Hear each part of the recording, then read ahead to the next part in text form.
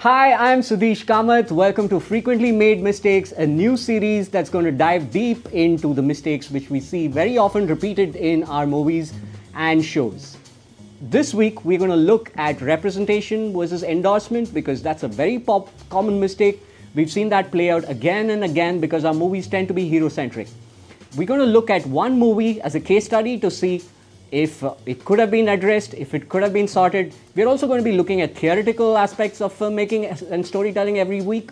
So if you are interested in how the sausage is made, then you must tune into Frequently Made Mistakes every fortnight.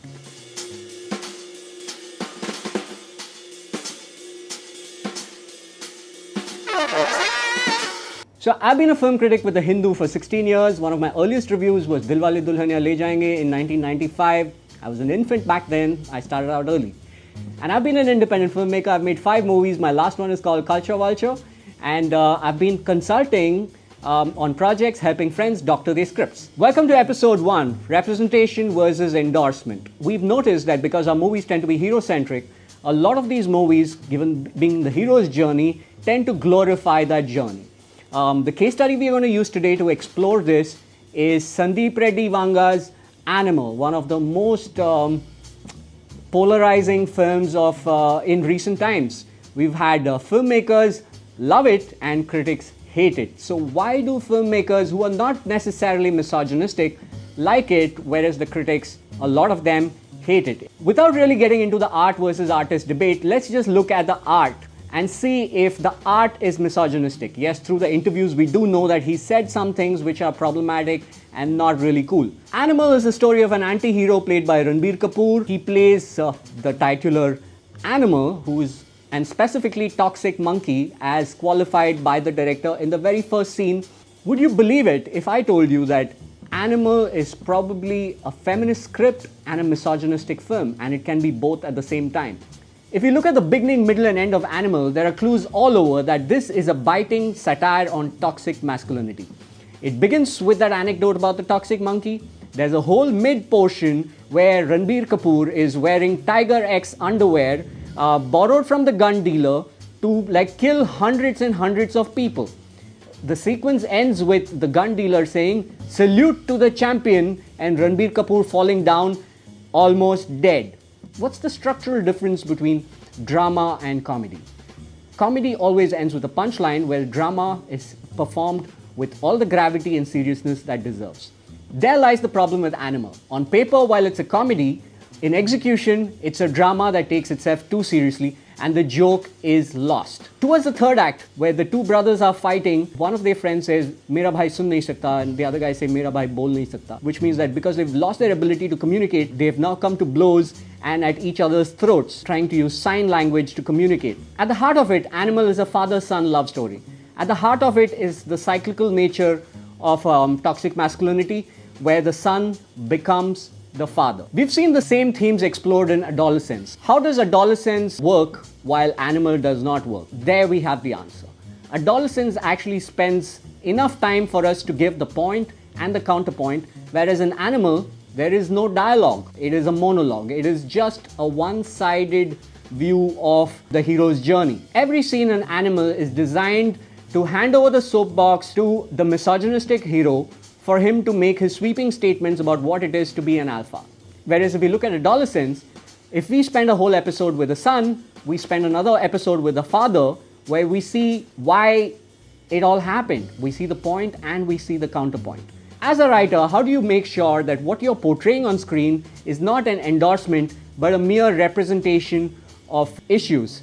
The problematic issues even, including toxic masculinity. Sandeep Reddy Vanga says that if Martin Scorsese has the license to make a Taxi Driver or a Wolf of Wall Street, why can he not make the same kind of movies about the anti-hero? Of course he has the right, but when we watch those movies, we never ever feel that this action is being glorified, whereas in Animal, with the use of slow-mos, with the use of music, with the use of visual cues, with the general seriousness and gravity of the drama on display, it is very clear that Sandeep Reddy Vanga's sympathies are with the animal. Of course, Sandeep Reddy Vanga has the artistic license to take us through the hero's journey by putting us into the bad guy's shoes, just like Subhash Ghai did with Khalnayak starring Sanjay Dutt. Now, Animal's not the first film that Sandeep Reddy Vanga has gotten into trouble for. Got into trouble first for Arjun Reddy and then Kabir Singh, the remake of Arjun Reddy. Arjun Reddy I never had a problem with because I saw it as a cautionary tale, a modern day update on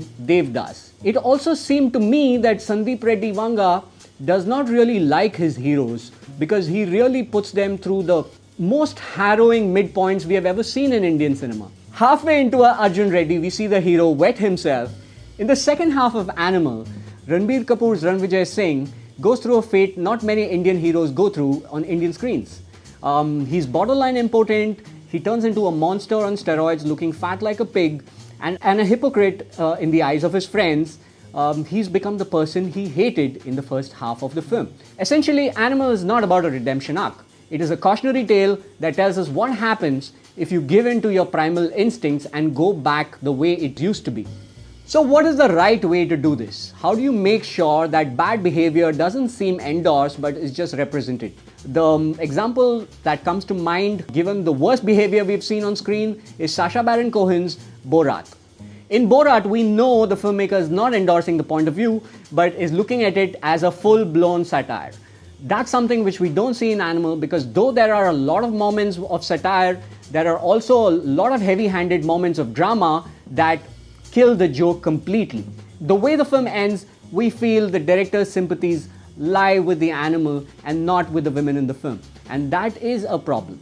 There are three ways to create balance. One, create another character who has equal weightage who challenges the protagonist or the anti-hero. Two, establish the consequences of the toxic actions or bad behavior in the film. Three, clearly use a framing device that shows why he's not exactly aspirational. Now, I want to clarify that in this series, we are not going to be picking on bad films. We're going to be picking on films that are good at some level and films that you all can watch because they're available easily on OTT and still learn from them. These are films that we pick because they could have been better than what they are. There is a lot to appreciate in Animal. I'm really looking forward to seeing what Sandeep Reddy Vanga would do if he could just fix these mistakes he's been making time and again, because there's a lot of promise in his movies. So Sandeep, I hope you don't let all the criticism get to you. Please make sure that for every point you have a counterpoint with equal weightage. Every fortnight in this series, we're also going to take you through Writing 101. This episode's exercise is this: write a one-page scene about a problem, because you know all stories and all scenes are about one problem. Who wants what from who? Why do they want it now? What happens if they don't get it? That's all it takes to write a scene. Every story or every scene has three parts: the beginning, middle and end. The first part is who are these people? What world do they live in? Two, what is the problem they have? And three, what is the solution from it? This week's exercise, I want you to either write a scene between a teacher and a student, because the teacher has the more power and maybe it's a tyrannical teacher. Write a scene where a student gives it back to a teacher who's been oppressing him, or an intern who's been oppressed by the boss. It could be about anything. All you need to do is to make sure that both point and counterpoint are addressed. Write the scene and post it in the comments. I look forward to reading them. See you really soon. This is Sudesh Kamath and you're watching Frequently Made Mistakes. Like, share, tell all your friends and make sure you write that scene this week.